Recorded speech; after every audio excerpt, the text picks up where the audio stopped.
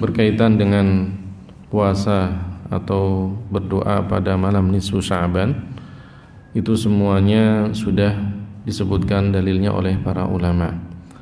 Di antara dalil dibolehkannya kita menegakkan malam nisfu Sya'ban dengan berdoa, zikir, baca Al-Quran, salat, itu adalah hadis riwayat Ibnu Majah. Ya, Rasulullah sallallahu alaihi wasallam bersabda, "Idza ja'at lailatul nisfi min Sya'ban, faqumu lailaha wa sumu naharaha, fa inna Allaha yaqulu li'ibadihi hal min mustaghfirin fa'aghfir lahu, hal min mustarziqin fa'arzuqahu, hal min mubtala fa'u'afihi, hal min kadza hatta yatlu'al fajru." Disebutkan dalam hadisnya ini bahwasanya Rasulullah sallallahu alaihi wasallam bersabda, kalau datang malam nisfu Sya'ban, maka tegakkan malamnya dengan ibadah, siangnya dengan puasa. Karena Allah Subhanahu wa taala mengatakan, artinya Allah memerintahkan malaikat untuk mengatakan, adakah yang meminta ampunan maka akan aku ampuni, adakah orang yang meminta rizki maka akan aku berikan rizkinya, adakah orang yang sakit maka akan aku sembuhkan sakitnya, adakah orang yang begini, adakah orang yang begini, terus sampai datangnya fajar. Jadi satu malam itu barang siapa yang berdoa, maka Allah Subhanahu wa taala akan kabulkan doanya. Jadi hadis ini secara umum mengajarkan kepada kita untuk menegakkan malam nisfu Sya'ban dengan berdoa, dengan memohon ampunan kepada Allah Subhanahu wa taala, dengan memohon kelapangan rizki, memohon disembuhkan sakitnya pada malam nisfu Sya'ban. Ya, karena malam itu malam salah satu malam di antara malam-malam yang mustajab kalau kita berdoa. Al-Imam Asy-Syafi'i di dalam kitab Al-Ummnya, ya, beliau mengatakan, balaghani anna ad-du'a fi khamsa layalin la turad. Ya, saya mendapatkan kabar bahwa doa di 5 malam itu tidak akan ditolak. Al-Imam Syafi'i mengatakan demikian. Beliau kemudian menyebutkan malam-malam tersebut adalah malam pertama dari bulan Rajab, yang kedua adalah malam nisfu Sya'ban, yang ketiga adalah malam hari raya Idul Fitri, yang keempat adalah malam hari raya Idul Adha, dan yang kelima adalah setiap malam Jumat. Itu kata Imam Syafi'i adalah malam-malam kalau kita berdoa di antara malam-malam yang mustajab. Karenanya kemudian kita manfaatkan malam nisfu Sya'ban ini dengan apa? Dengan ibadah. Apakah itu dengan berdoa, apakah itu dengan baca Al-Quran, zikir, sholat, ya, i'tikaf, atau dengan amalan-amalan yang lainnya. Ya. Kalau kemudian ada yang mengatakan hadis ini adalah hadis yang dhaif, maka kita mengatakan bahwa hadis ini dikuatkan dengan hadis yang lainnya, dan hadis itu adalah sahih statusnya. Hadis riwayat Al-Imam At-Tirmidzi atau juga Abu Dawud mengatakan, ya, bahkan At-Tabarani juga mengatakan hadis tersebut, hadisnya adalah apa? Sahih. Apa hadisnya? Rasulullah sallallahu alaihi wasallam bersabda, "Innallaha yattali'u 'ala 'ibadihi fi lailatin nisfi min Sya'ban fayaghfiru li jami'i khalqihi illa li musyrikin aw musyahinin." Sesungguhnya Allah akan menurunkan rahmatnya yang khusus pada malam nisfu Sya'ban, maka Allah akan mengampuni dosa-dosa hambanya kecuali bagi orang yang musyrik atau musyahin. Jadi Allah Subhanahu wa taala akan menurunkan rahmatnya, ya, setiap malam ketika orang berdoa, ya, terutama pada sepertiga malam yang terakhir, ya, Allah Subhanahu wa taala akan menurunkan rahmatnya. Tapi kenapa disebutkan pada malam nisfu Sya'ban ini? Para ulama mengatakan itu adalah rahmat yang khusus pada malam nisfu Sya'ban. Allah akan menurunkan rahmatnya pada malam nisfu Sya'ban, sehingga Allah mengampuni hamba-hambanya kecuali orang yang musyrik atau musyahin. Musyrik tidak akan diampuni dosa-dosanya oleh Allah Ta'ala, itu sudah jelas.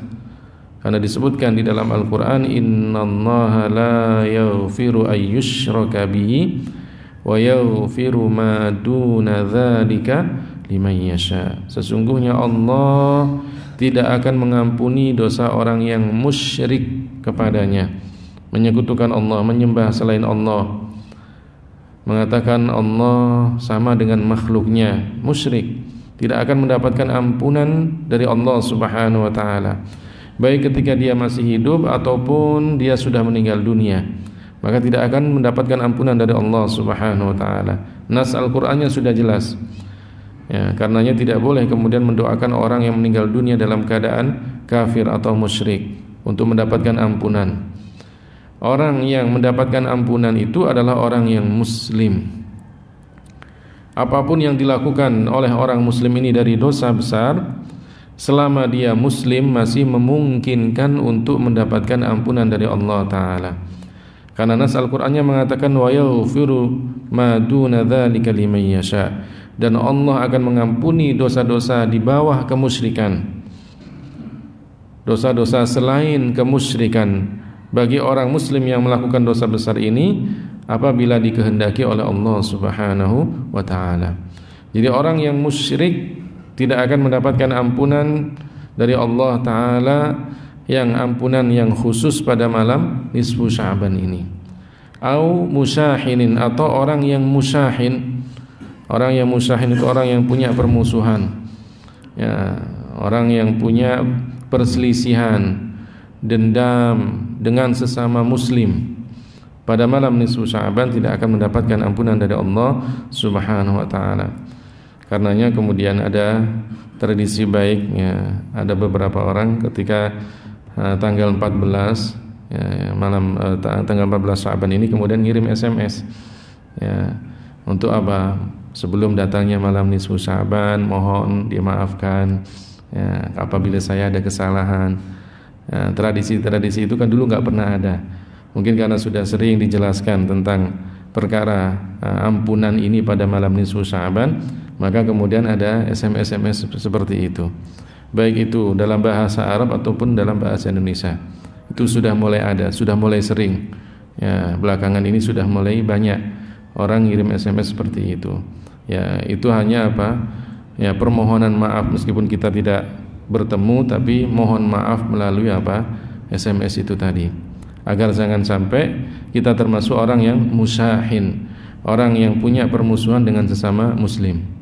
Ya, apalagi ini setelah Pilpres ini kan, ya, ada yang mendukung 01 ataupun 02, sudahlah. Perbedaan kita di antara kita adalah perbedaan apa? Pemilihan saja. Setelah itu ya sesama muslim kita adalah apa? Saudara. Ya, hilangkan permusuhan di antara kita, apalagi kemudian kita mau masuk apa? Malam nisfu Sya'ban. Ya, jadi hadis ini kata para ulama adalah hadis yang sahih. Bahkan Al-Albani sendiri mengatakan hadis ini apa? Sahih. Disebutkan di dalam kitabnya Silsilatul Ahadits As-Sahihah, ya, kumpulan hadis-hadis yang sahih, di antaranya disebutkan tentang apa? Bahwa Allah menurunkan rahmatnya yang khusus itu pada malam nisfu Sya'ban.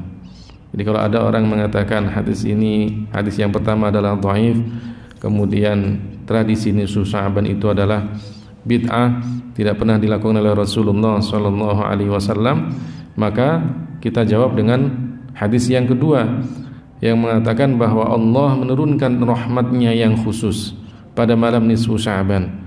Kalau diturunkan rahmatnya yang khusus, maka kita akan berlomba-lomba untuk mendapatkan rahmatnya. Bagaimana caranya? Ya, menegakkan malam nisfu Sya'ban dengan ibadah. Apakah kemudian menegakkan itu harus membaca Al-Quran, atau kemudian dengan doa, atau kemudian dengan sholat? Maka para ulama mengatakan silahkan. karena tidak ada tuntunan khusus dari Rasulullah sallallahu alaihi wasallam apa yang harus dikerjakan. Ya, bahkan tradisi orang-orang Makkah dulu, mereka ketika datang malam nisfu Sya'ban, mereka keluar dari rumahnya. Keluar dari rumahnya, ada yang tawaf kelilingin Ka'bah, ada yang itikaf di Masjidil Haram, ada yang sholat, bahkan disebutkan sholatnya itu sampai 100 rakaat. Setiap kali ya rakaat pertama baca Al-Fatihah dan baca Al-Ikhlas sebanyak 11 kali. Itu dilakukan sampai 100 rakaat. Ada yang berdoa kemudian ditaruh di depannya air Zam-Zam agar kemudian setelah itu mendapatkan berkahnya doa pada malam nisfu Sya'ban, dan airnya ini diberikan kepada mereka yang sakit. Ada yang mandi dengan air Zam-Zam. Itu disebutkan tradisi itu, tradisi orang-orang Makkah waktu dulu, ya zaman dulu, itu disebutkan oleh Al-Imam Asy-Syaikh Al-Fakihani di dalam kitabnya Akhbaru Makkah, ya, tentang kabar-kabar penduduk Makkah. Itu artinya bahwa ada tradisi dulu di Makkah itu seperti itu. Sebelum datangnya orang-orang Wahabi yang menguasai Saudi sekarang, ya dulu penduduk Makkah tradisinya sama dengan kita. Ada yang sholat, ada yang baca Al-Quran, ada yang zikir, ada yang berdoa, ya, tradisinya sama. Karenanya kemudian ulama-ulama kita yang dulu pernah belajar di Makkah tahu tentang tradisi ini, kemudian menyebarkan tradisi ini di Indonesia. Karenanya kemudian kita lihat banyak sekali ya orang-orang Muslim ketika datang malam nisfu Sya'ban kemudian berdoa, ya, baca Al-Quran kemudian berdoa, baca Yasin kemudian berdoa, baca Yasin sampai kemudian 3 kali kemudian berdoa. Ini tradisi yang dulu sudah pernah dilakukan oleh orang-orang Makkah pada waktu itu. Karenanya kemudian kita ingin mengambil hikmahnya agar kita mendapatkan berkahnya malam nisfu Sya'ban, maka kemudian kita berdoa. Tidak ada anjuran secara khusus harus baca Yasin. Seandainya tidak baca Yasin dan kemudian kita berdoa, silahkan. Tidak ada aturan khusus harus baca Yasinnya 3 kali. Tidak. Seandainya baca Yasinnya sekalipun kemudian kita berdoa, boleh. Yang penting adalah benar bacaannya. Bukan karena banyaknya bacaannya sampai 3 kali, tapi kemudian tidak benar bacaannya sama sekali. Ya kan kadang antara maghrib dan isya waktunya, sehingga kemudian harus kejar target baca Yasinnya 3 kali. Biar cepat selesainya, cukup waktunya, maka kadang baca Yasinnya cepet-cepetan. Ini kan tidak benar. Sehingga kemudian biar selesai baca Yasinnya, doa, baca Yasin, doa, baca Yasin, doa, selesai semuanya baru kemudian masuk salat Isya. Ya, ada yang seperti itu. Bukan itu tujuannya. Bukan hanya sekedar 3 kali baca Yasinnya, mengejar jumlahnya, tidak. Tapi yang penting adalah baca Yasinnya dengan benar, baca Al-Qur'annya dengan benar. Warattilil Qur'ana tartila. Bacalah Al-Qur'an itu dengan tartil. Apa kata para ulama? Makna tartil di situ, tartil itu adalah ikhrajul hurufi min makharijiha, i'ta'ul hurufi haqqahu.